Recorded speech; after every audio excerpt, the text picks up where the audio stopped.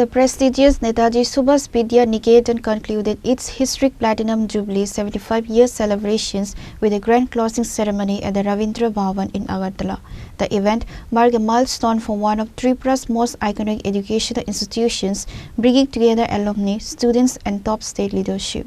The ceremony was headlined by Chief Minister Dr. Manik Saha, who praised the school's long-standing contribution to the state's academic and cultural landscape.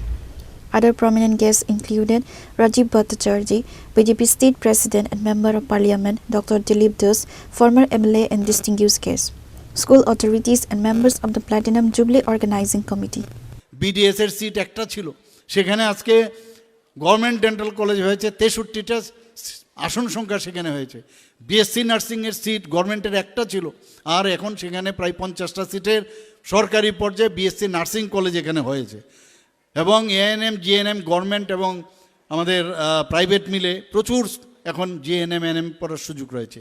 Agriculture college এখানে হয়েছে, veterinary college হয়েছে, fishery college হয়েছে, women's কলেজকে university করার জন্য আমরা already ক্যাবিনেটে decision হয়েছে।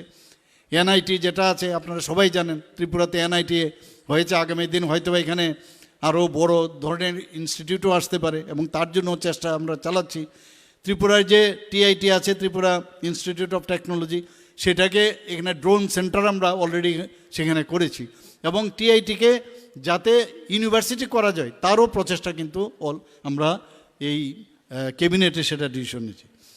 ল কলেজ হয়েছে, ন্যাশনাল ল কলেজ হয়েছে, ন্যাশনাল ফরেন্সিক ইউনিভার্সিটি হয়েছে, একের পর এক।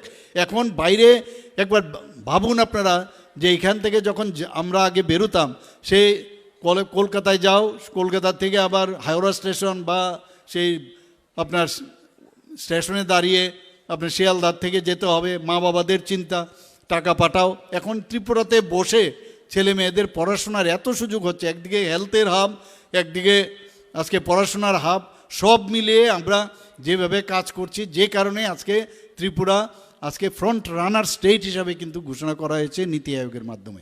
একের পর এক কাজ করার সুবিধা সেটা এইভাবে হচ্ছে। আজকে পার ক্যাপিটা ইনকামের কথা যদি বলি, Tripura second highest north eastern জোনের মধ্যে। আজকে যদি জিএসডিপির কথা বলি, সেকেন্ড হাইয়েস্ট ত্রিপুরা আজকে নর্থ ইস্টার্ন জোনের মধ্যে। আজকে ল অ্যান্ড অর্ডারের কথা যদি বলি, আমরা সবচেয়ে ভালো পজিশনে আছি এখানে 28টা রাজ্যের মধ্যে। তো একের পর এই ধরনের একটা শান্তির বাতাবরণ থাকার কারণে আজকে বাইরের থেকে প্রচুর লোক আজকে শিক্ষার দিকে হোক, আজকে হেলথের বিষয়ে হোক, এগ্রিকালচারে হোক, সব বিষয়ে মানুষ কিন্তু আসছে।